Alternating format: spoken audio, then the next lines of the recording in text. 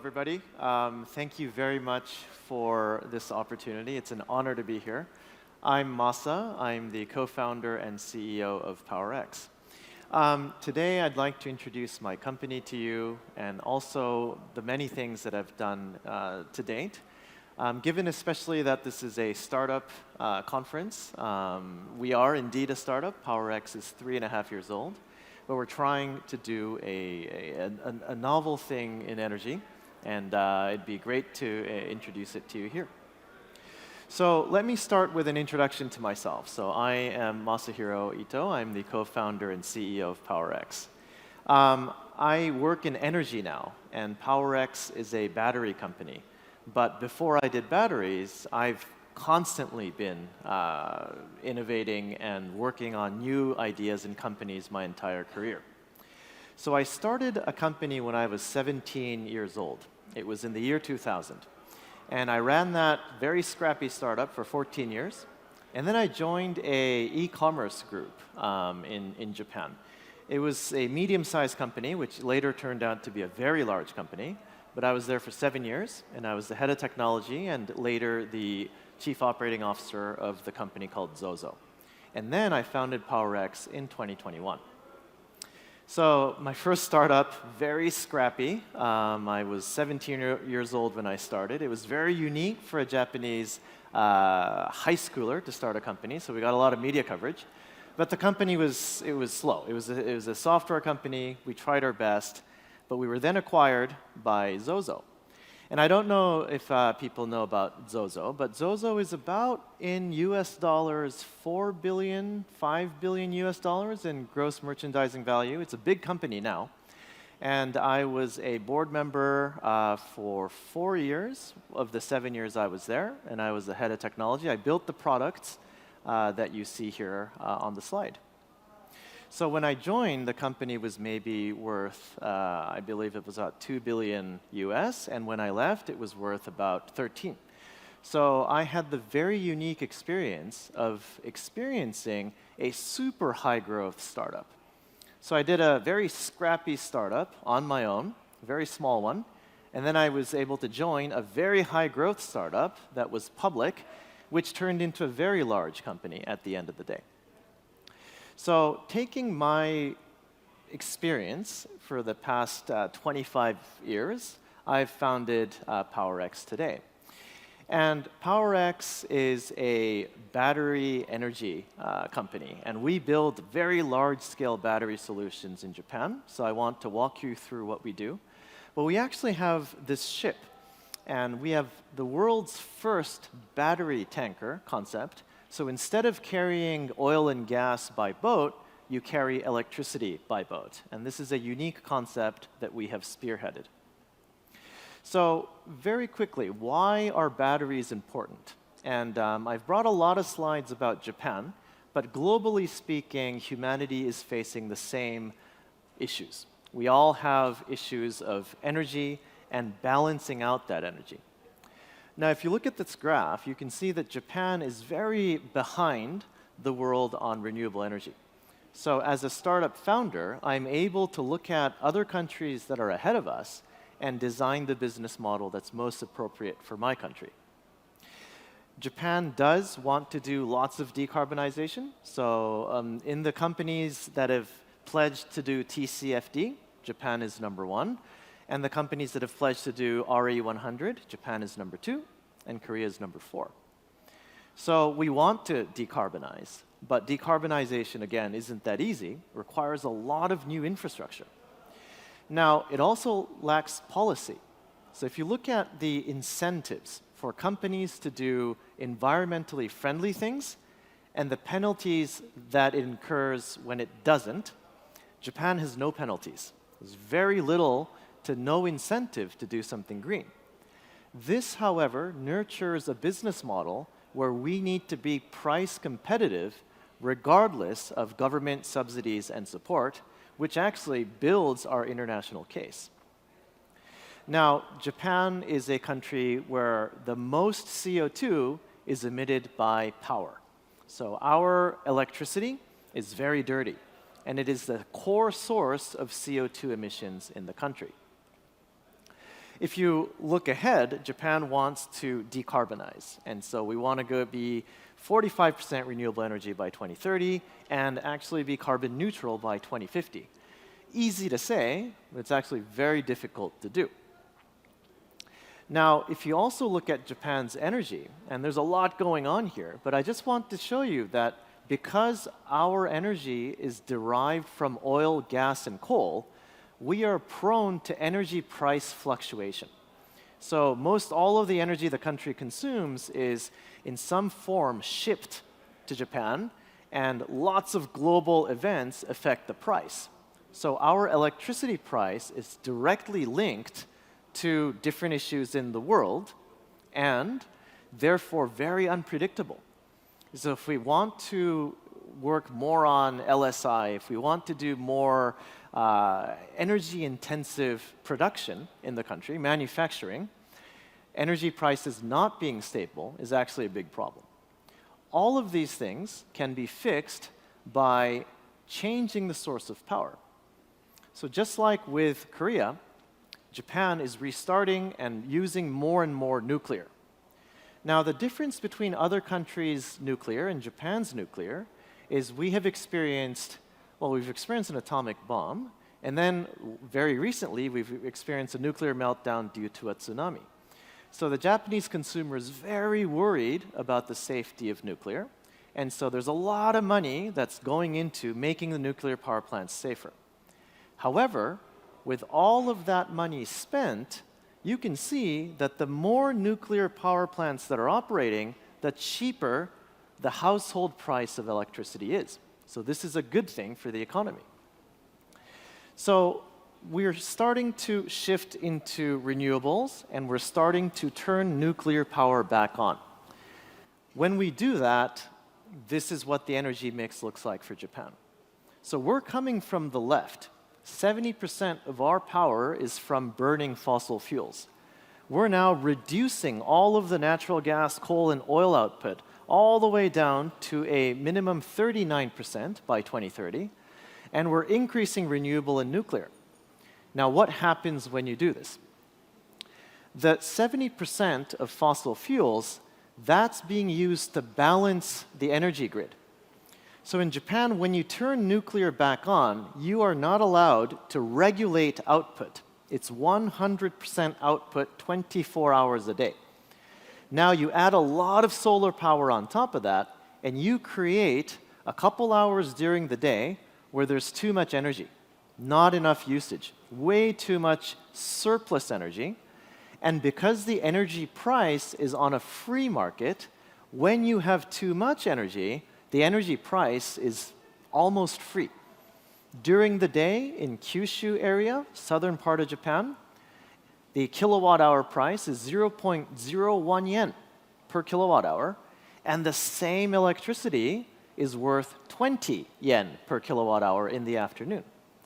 So the energy, even if we're not necessarily guided by policy, by being guided by the free market, it's so much cheaper to store excess energy in batteries and then use it later. It makes economic sense.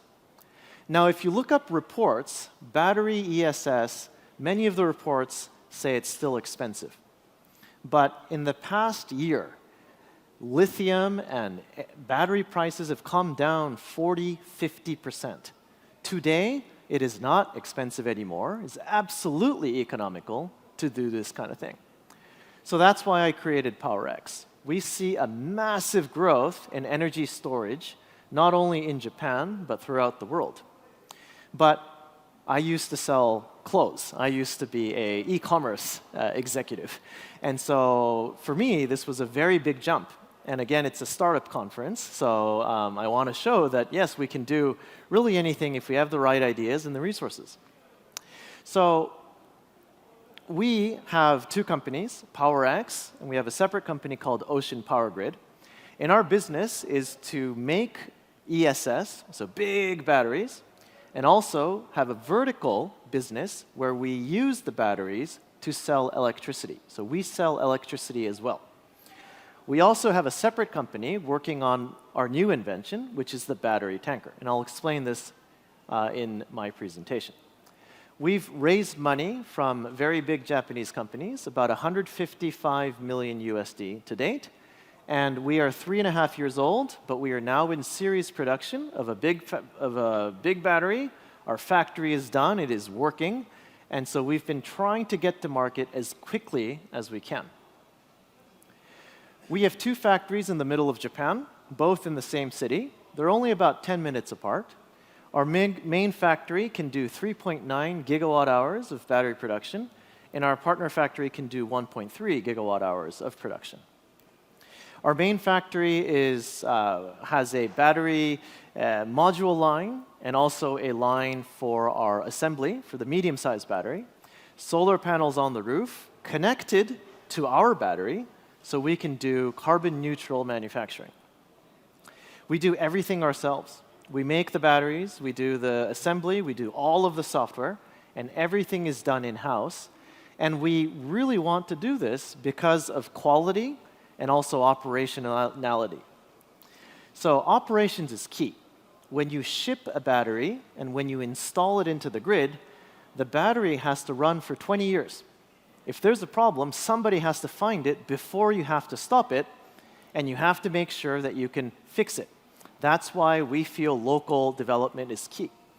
So we have these big factories producing these big batteries. So if you look at the screen on the right side, there are 3 containers, and each of them is a 20-foot battery product.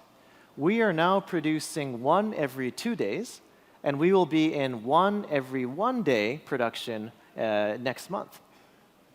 So what of our products? So we've got 3 products. Again, we're very shortly staffed, and we have, again, it's only been 3.5 years, so we've really been rushing.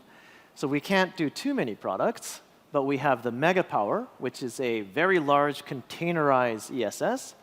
We have the PowerX Cube, which is a medium-sized battery, and the Hypercharger, which is a medium-sized battery with a very fast EV charger. And we do everything but the battery cell. So battery cells, battery modules, we can make modules, but cells we do not make. And this is a key part of the business model in that we are battery cell agnostic. We can buy the best cell available at the time with any chemistry and recalibrate the BMS so that the entire system that sits on top of it will work. By having our own BMS, battery management software, energy management software, site controller, and cloud, we have every single line of source code running the battery built in-house. So if there's anything wrong with the battery, we need to change anything in the cloud, we need to do any changes, we can do it on the fly and in-house. So our main product, we're going to be shipping about 70 of these by the end of this year. And next year, we expect to ship at least 300, is the big battery. And the big battery right now is 2.7 megawatt hours. We will be rolling out new models of this next year. The battery chemistry is LFP, lithium ferrophosphate. And so it's a very, very safe chemistry. And each of these are all containerized, and we build them in-house.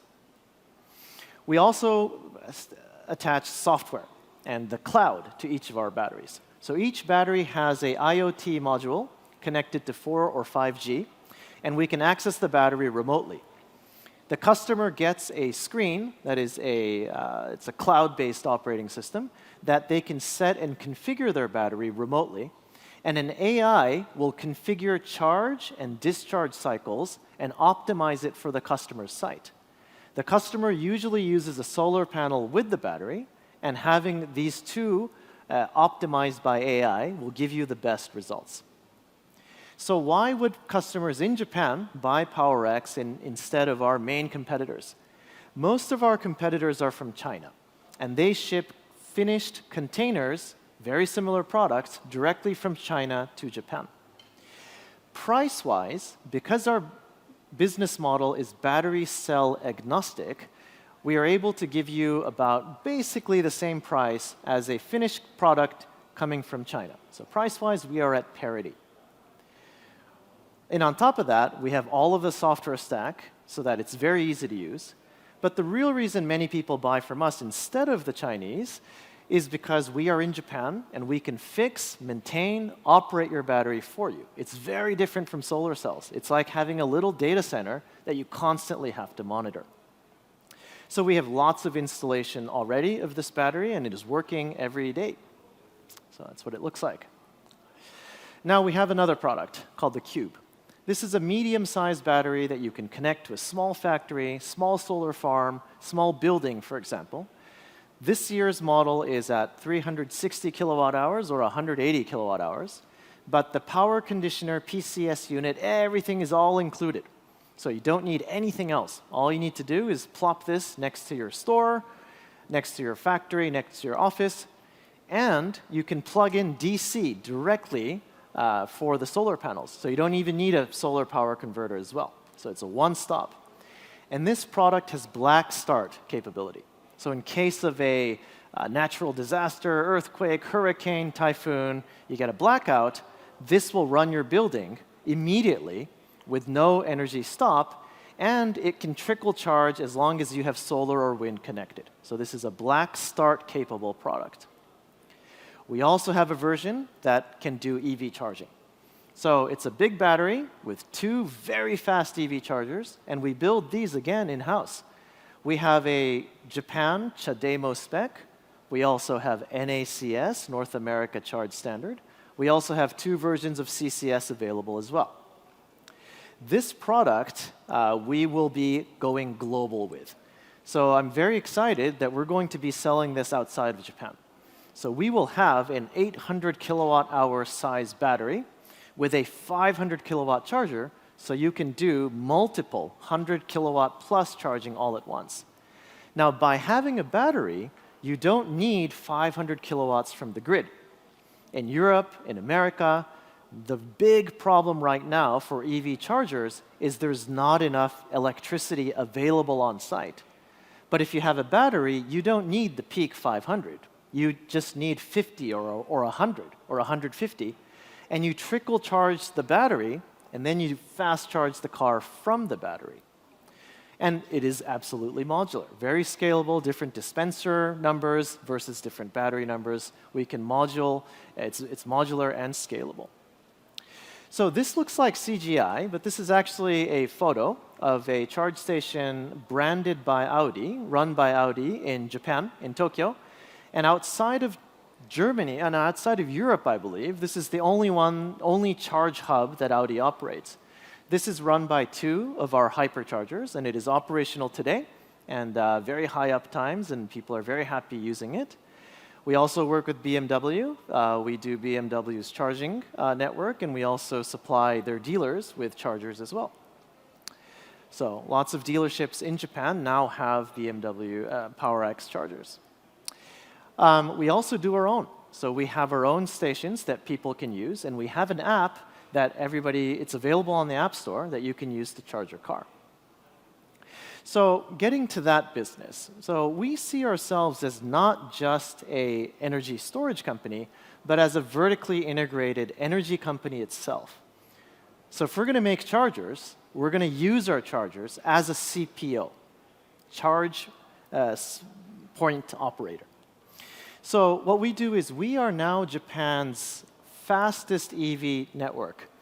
We only have 20 plus locations today, but by the end of this year, we will have 100. And every location is 150 kilowatts in speed. So it's very fast. And with 100 locations, we will be the fastest and largest supercharging network in Japan. And we are the only ones where you can make reservations, and we are in very prime locations around the country. We're in many, many locations now. This is all very local to Japan, but the point is we're using our hardware and combining it with software to create a platform. So many of these charge sites are from customers that have bought our chargers but want to open it up to the public. So it's not that we are paying for all of the 100 chargers. It's many of our customers that are buying the chargers that are connecting to our network so that if you have our app, you can search, reserve, charge, and pay all from the app. So we're helping our customers that are buying the hypercharger utilize that infrastructure. So we have many, many locations, but we have very high utilizations rates. Just this summer, over the break, we charged, and I think we've exceeded this. We've been up to about 25 charging per day, just with 2 dispensers. So each dispenser is charging over 10, 11 cars constantly throughout the day. And so we have one of the highest, if not the highest, utilization rate of chargers in Japan. One last thing, I want to talk about the battery tanker. So the battery tanker is unique. This is kind of what started my business. This is kind of the initial idea that I really got excited about. And it sounds simple, and it is, but it doesn't exist.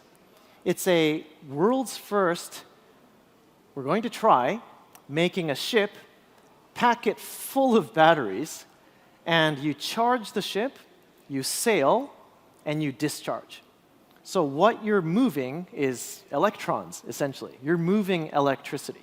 So the cargo is electricity. The batteries stay on the ship. The cargo is electricity. So if you think about it, oil, gas, and coal, all of these have been transported by ships all this time. And we rely on shipping. And shipping is very, very reliable and very, very accurate. So why not simply ship clean energy? So we're not talking about making electricity into hydrogen. We're talking about just charging batteries and moving the batteries because they're now so cheap. So we're designing this ship. It's called the PowerArc 100. And this will be the world's first battery tanker. This ship will have 96 containerized batteries and will be able to move 240 megawatt hours of electricity. So that's like 20,000 households, 1 day's worth of power you can move around on only a 147-meter ship, not even a very big ship. Now you can make this bigger. You can have, instead of 96, 300 or 1,000 containers on a ship and carry gigawatt hours of power. This is all very possible. We also have a barge. So if it doesn't make sense to have a big ship to do this, you can have a barge. A barge is very simple to make. Same 96 containers, much cheaper ship. It can't go as fast, and it can only operate on smoother waters, but you can still transport 240 megawatt hours just the same. So by having the barge and by having the ship, if we look at Japan, we can cover all of the country. Now, you may be thinking, well, battery density, energy densities are not that high. So why even charge a ship? Does it make sense? It does, though, for short distances. So all of this is for 200, 300 kilometers of distance. This makes absolute sense, and I'll explain why. To do this, though, the smallest, the most common denominator that we need is the battery. Now, batteries tend to be dangerous. They tend to be hazardous materials. You get lots of smoke, fire, very dangerous. And on a ship, if you have a fire, there's nowhere to escape. If the whole ship is batteries, it's a big problem. And so, first of all, we're using LFP. Lithium ferrophosphate batteries do not create their own oxygen when in thermal runaway. And so there's no fuel. If you can close it off, this is an IP56 battery module that we've made. This thing will kill any fire inside of it, so there's no fire risk. This module can be made by us in our own factory. We designed this ourselves. And this is a SIL2 level product, IP56, super safe. Now, in the battery tanker, we need 14,400 of these modules.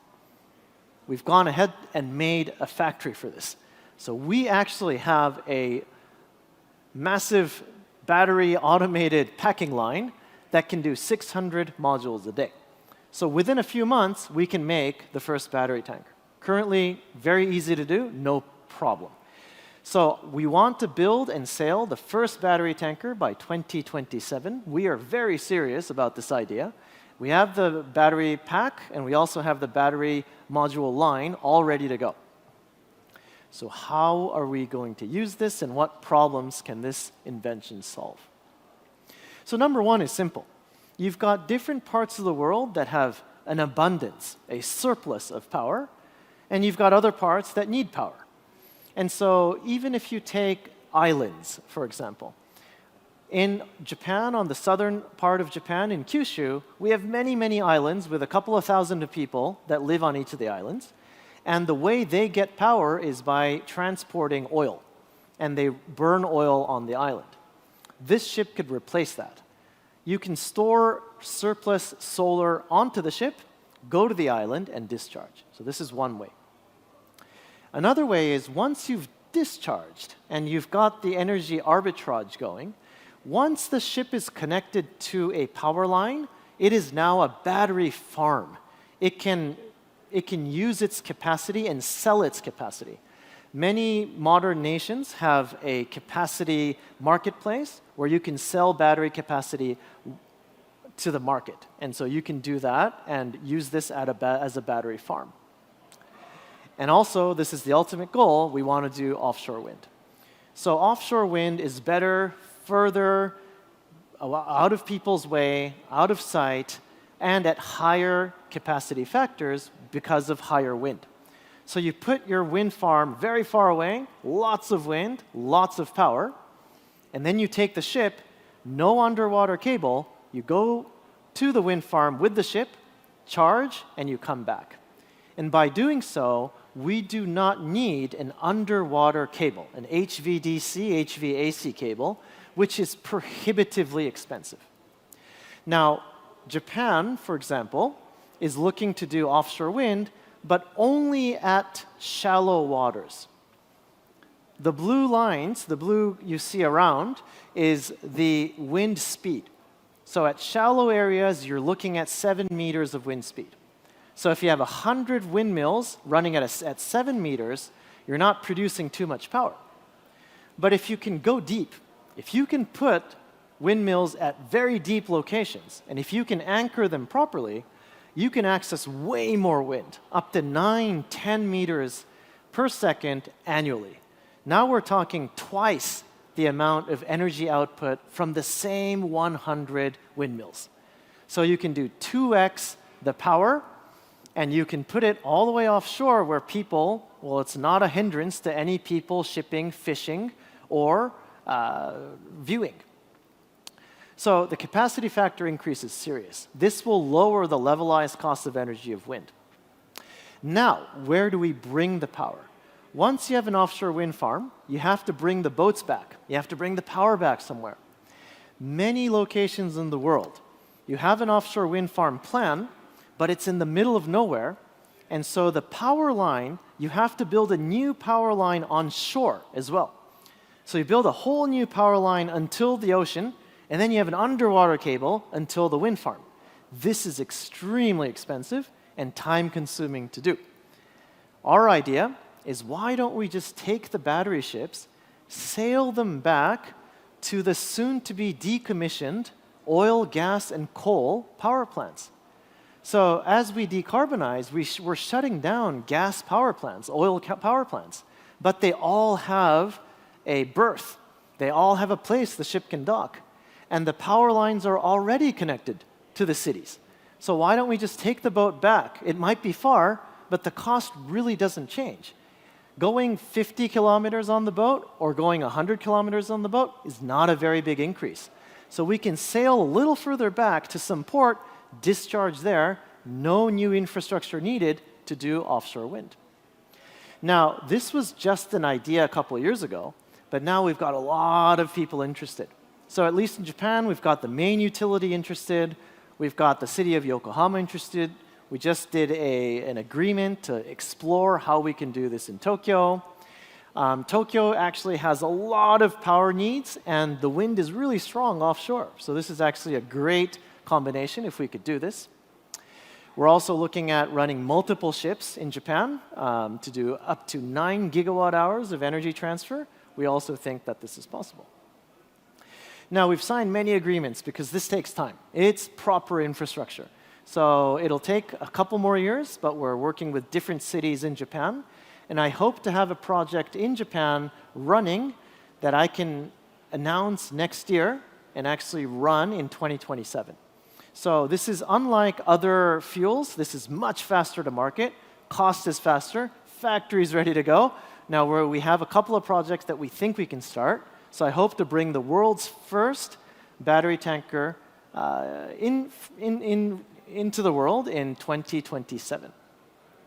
A couple of things. The Japanese government has shown a little bit of interest in backing on this. We are now included in the cabinet-approved Basic Active Ocean Policy package for logistics innovation. The battery tanker is also mentioned as something that the government is interested in helping and funding.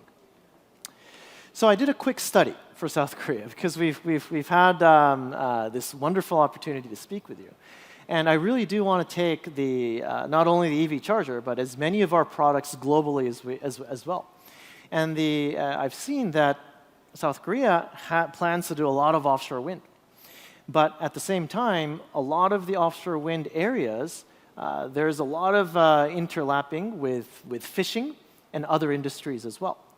So the more offshore wind you do, the more you have interconnection cables on the land and also on the shore.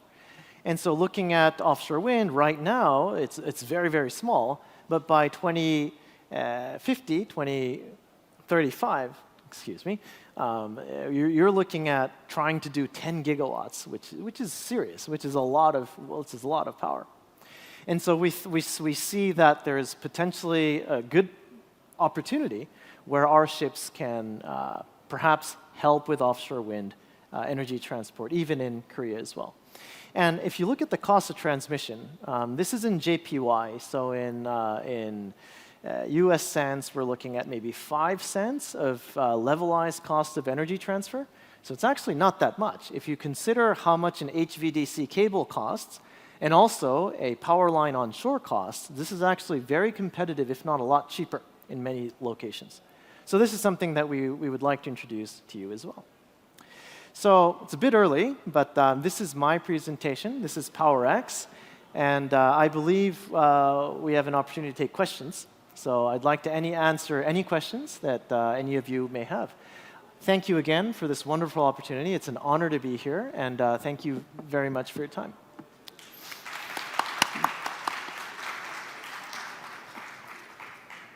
네, 대표님의 파워엑스의 전이 그리고 특히 이 선박에 배터리를 실어서 이동한다는 정말 새로운 개념으로 이 어떤 사업 모델을 새롭게 만드시고 이걸 추진한 감명 깊은 스토리였고 왜 바다의 테슬라라고 불리우는지 저희가 좀 알 것 같습니다. Mr. Ito, we'll have a sort of a few questions to ask you. There's a lot of questions coming up on SimFlow. Now, let me ask you this.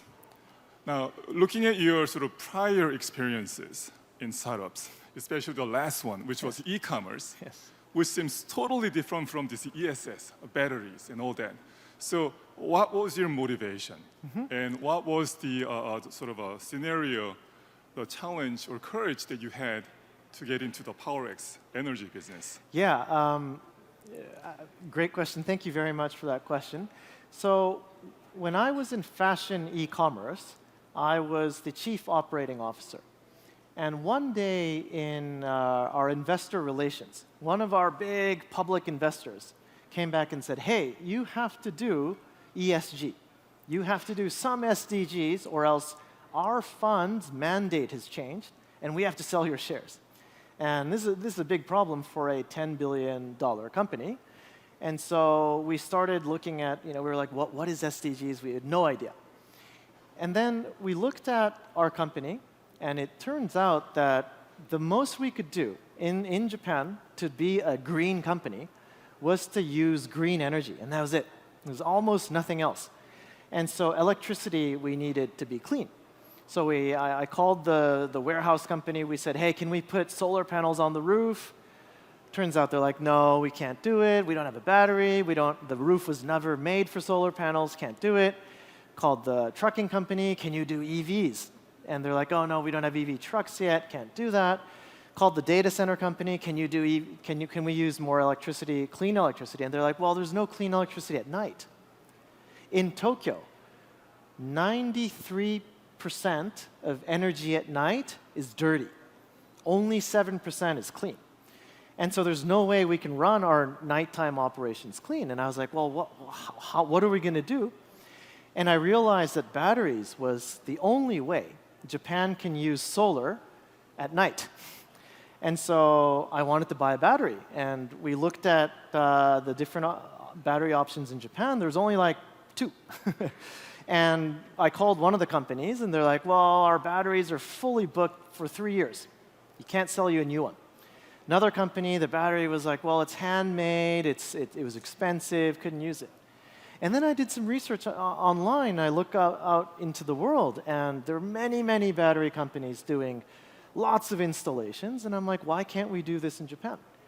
And I realized that energy storage in the future will be very synonymous to oil and gas. It's going to be a part of national economic security. So I thought, well, a Japanese company is necessary to do this. And so I said, okay, I've got most of my new projects are done at my last company, so I'm gonna quit when my time runs out as a director, and I'm gonna go build a battery company, and that's what I did. All right. Thank you, Mr. Ito. I think you've explained the vessel, the battery ship, and I think people are still a little bit curious or not so sure and asking question whether the ship, the vessel itself is a battery, yeah. Or you have a multiple packs of batteries getting into the ship. Yes. So the ship, it's a container ship. So it has 5 different rooms. Each room is full of batteries. And the power converter, DC-AC, sits on top, on the deck. There are charge ports on the port side. There will be 8 charge ports. And we can charge and discharge the entire ship at dock. So the idea is we can plug directly into super high voltage AC and charge the entire ship. The batteries will only come off the ship every 10 years, or maybe even 12 years, depending on the usage.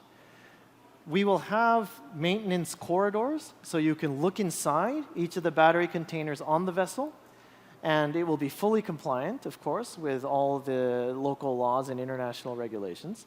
But the batteries do not leave. It's like a power bank for your phone, but it's a ship. It's one for the city. Okay.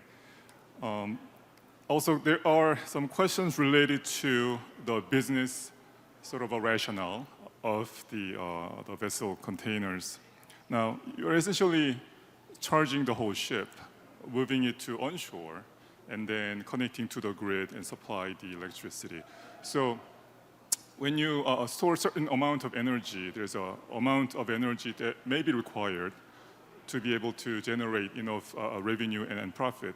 So what sort of steps or rationale did you go through to come up with the sort of idea or the conviction that, yes, this will be a business viable opportunity? Yeah, so what I did very initially was I paid my own money and we commissioned a study to see how viable this is. So we hired a European cable laying company that does all the cable work in Europe for offshore wind. And we asked them, can you do a study on how much potential, market, and viability we have? And the answer was pretty good. The report came back saying, well, there's a lot of chance. We think cables are easy, but fiber optic cables for internet, that's a completely different thing from a power cable. A power cable is a different beast. It is full of oil. It is large, you cannot have any compression on it, and laying it underground is said to be impossible beyond 300 meters of depth. So you can't cross the Atlantic or the Pacific by any means. So a cable laying itself is very, very difficult, and if you even buy cables today, it takes about 10 years for cables to arrive. I also heard it is very expensive, of course. And it's extremely expensive. Now, what's more expensive is landlines, because you have to buy land. You have to cut down trees. You have to do environmental studies. But if we could use our old power plants as docking stations for the ship, so much cheaper. Now, I'm sure our audience, they're, very, very specialized engineers. If you look at battery density, it's going to get higher and higher and higher. So my ship, current design, 240 megawatt hours. Probably in 5 years, we can do 500 megawatt hours. Same ship. That means the kilowatt hour price to move is half price. It's just that simple. So in 10 years, 15 years, this ship is going to be more economical, and it's already cheaper than a cable. In 15 years, this is just going to be that much easier to make. Easy to make, easy to deploy. Okay. Let me be a little bit critical Yeah. from an investor's point of Yeah. view. Now, you've done your sort of a study, preliminary study on the business viability. Now, when you approached potential investors, how were you able to convince them? Because you could easily imagine that this requires a lot of initial capital investment, and that could be something that a lot of the investors might be concerned about. Yep. So what we did is my first capital that I paid and with the co-founder, we spent most of that in hiring a board. So we have a very strong non-executive board. The co-founder of a major battery startup, he raised 20 billion euros. He's on the board, multiple executives. And we spent about 6 months fixing the business model. Without the right business model, you can't hire good people because they're smart. They'll look at the company and be like, wait, that's not going to work. And you also can't get any investors to invest. And so we worked on business model first. And once the business model we thought was good enough, then we started raising money. Then we started hiring. PowerX gets about 230 new applicants to join us every month only in Japan. And we hire maybe 3 a month.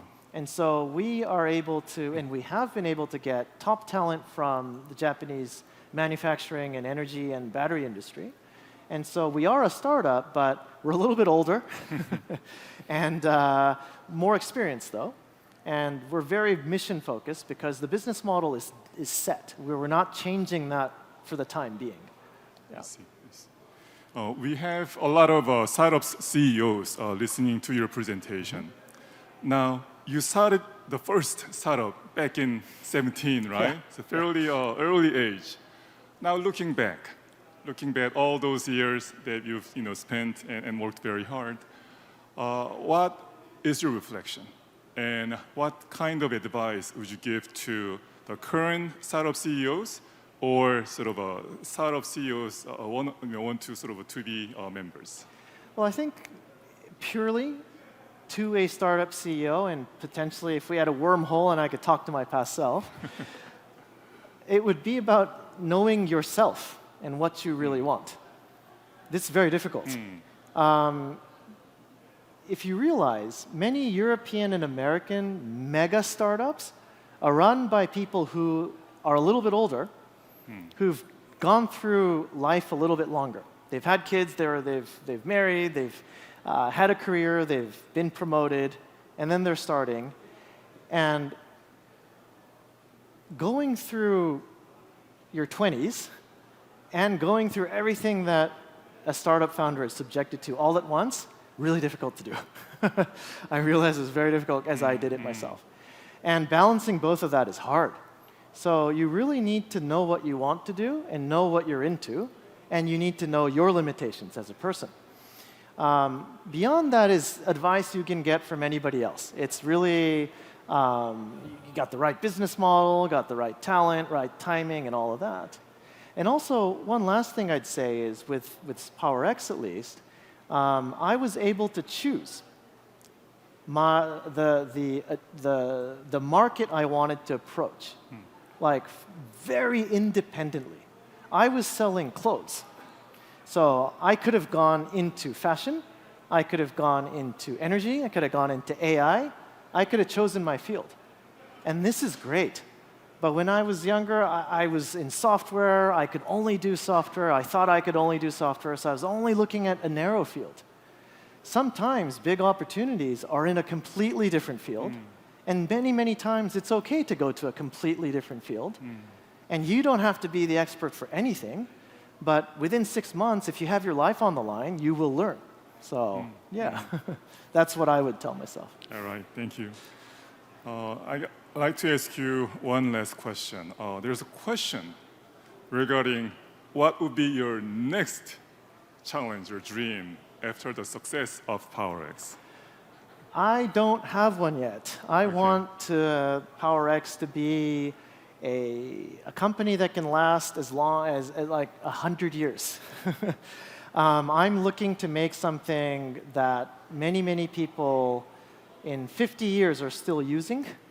I think the ship has a chance, and I want to leave something that is useful for people. So for me, this is going to take time. Turning PowerX into a proper power company is going to take a decade or two, and I haven't thought about anything else. So I want to see this through. 네, 저희가 이토 마사히로 대표님의 인상 깊고 정말 흥미로운 저니 스토리 같이 들어봤습니다. 그럼 이상으로 대표님 Q&A 세션을 마치도록 하겠습니다. 감사합니다. Let's give a big hand.